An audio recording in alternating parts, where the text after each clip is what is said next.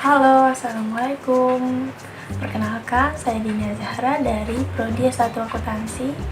Di video kali ini, saya dan teman-teman saya ingin ngejelasin sedikit tentang merek.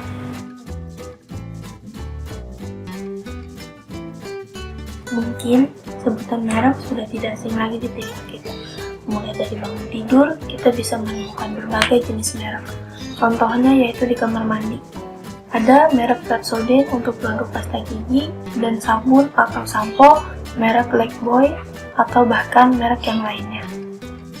Dalam waktu 24 jam, kita bisa menemukan banyak sekali merek di sekitar kita. Lantas, apa sih definisi merek itu sendiri?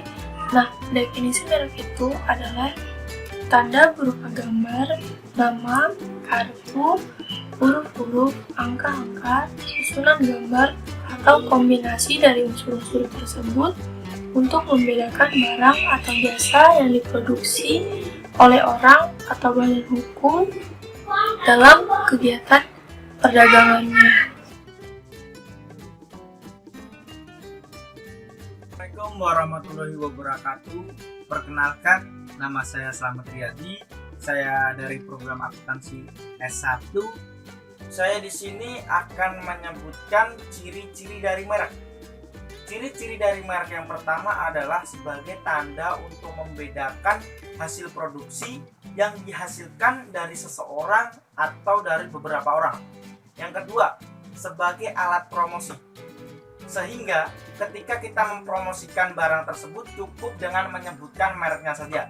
Yang ketiga, sebagai sarana pengendalian pasar. Yang keempat, sebagai jaminan atas mutu barang. Yang kelima, menunjukkan asal barang atau jasa yang dihasilkan. Yang keenam, sebagai penentu kualitas dari suatu barang atau jasa. Yang ketujuh, untuk menggambarkan jaminan kepribadian dan reputasi atas suatu barang atau jasa hasil usaha sewaktu diperdagangkan. Sekian dari saya. Assalamualaikum warahmatullahi wabarakatuh. Perkenalkan, nama saya Ridwan Nugraha dari 560 Prodi S1 Akuntansi. Saya di sini akan menjelaskan syarat dan tata cara permohonan pendaftaran merek.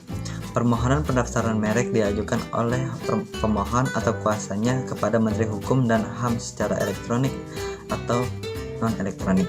Pemohon atau kuasanya diharuskan untuk mengisi formulir permohonan merek dalam bahasa Indonesia kepada Menteri Hukum dan HAM. Formulir ini ditandatangani oleh pemohon atau kuasanya dan dilampiri dengan satu label merek. Apabila merek berbentuk 3 dimensi, maka label merek dilampirkan dalam bentuk karakteristik merek tersebut. Sedangkan apabila merek tersebut berbentuk suara, maka label merek dilampirkan dalam bentuk notasi dan rekaman suara. 2. Bukti pembayaran biaya. 3. Surat pernyataan kepemilikan merek yang dimohonkan pendaftarannya. 4. Surat kuasa apabila permohonan diajukan melalui kuasa. 5. Bukti prioritas dan terjemahannya dalam bahasa Indonesia apabila pemohon menggunakan hak prioritas. Nah, jika permohonan diajukan oleh lebih dari satu pemohon yang secara bersama-sama berhak atas merek tersebut, maka seluruh nama pemohon dicantumkan dengan memilih salah satu alamat sebagai alamat dari pemohon. Nah, dari pembahasan yang tadi sudah ada di dalam undang-undang menurut pasal 77 Undang-Undang Nomor 15 Tahun 2001. 1. Permohonan diajukan dalam bahasa Indonesia untuk merek bahasa asing atau di dalamnya terdapat huruf selain huruf Latin, wajib disertai terjemahannya dalam bahasa Indonesia. 2. Permohonan ditandatangani pemohon atau kuasanya dengan dilampiri bukti pembayaran biaya. 3. Permohonan untuk 2 kelas barang atau lebih atau jasa dapat diajukan dalam satu permohonan yang diatur dalam peraturan pemerintah. Sekian dari pembahasan tadi yang saya sampaikan. Terima kasih. Wassalamualaikum warahmatullahi wabarakatuh.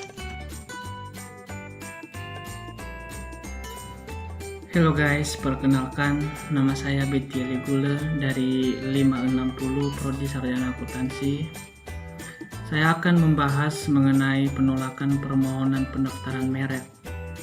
Perlu kita ketahui bahwa tidak semua merek dapat diterima pendaftarannya.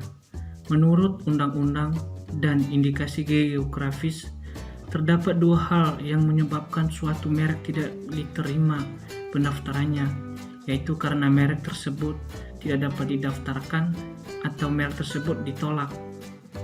Sudah ada di dalam undang-undang merek, yaitu menurut pasal 5 Undang-Undang Nomor 15 Tahun 2001, merek tidak dapat didaftarkan apabila merek tersebut mengandung salah satu unsur. Yang pertama, bertentangan dengan peraturan perundang-undangan yang berlaku, moralitas, agama, kesusilaan, dan keterlibatan umum. Yang kedua, tidak memiliki daya pembeda. Yang ketiga, telah menjadi milik umum.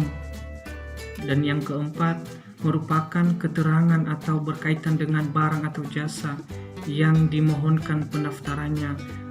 Menurut pasal 6, permohonan harus ditolak jika merek yang pertama terdapat persamaan pada pokoknya atau keseluruhannya dengan merek orang lain yang sudah didaftarkan terlebih dahulu, atau barang, jasa yang sejenis.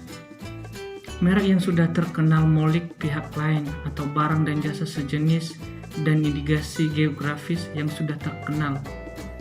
Terus yang kedua, merupakan suatu penyerupai nama orang lain terkenal, foto, dan nama badan hukum yang dimiliki orang lain, kecuali atas persetujuan tertulis yang berhak. Terus yang ketiga, merupakan tiruan, penyerupaian nama atau singkatan nama, bendera, lembaga atau simbol, atau 69 emblem negara, lembaga nasional maupun internasional, kecuali atas persetujuan tertulis dari pihak yang berwenang. Terus yang keempat, merupakan tiruan atau penyerupaian tanda, cap atau stempel resmi yang digunakan oleh negara atau lembaga pemerintah, kecuali ada persetujuan tertulis dari pihak yang berwenang. Sekian dari pembahasan yang saya sampaikan. Nah, segitu aja video dari kita tentang merek. Kurang lebihnya mohon maaf. Wassalamualaikum warahmatullahi wabarakatuh. Jangan lupa like, comment, and subscribe.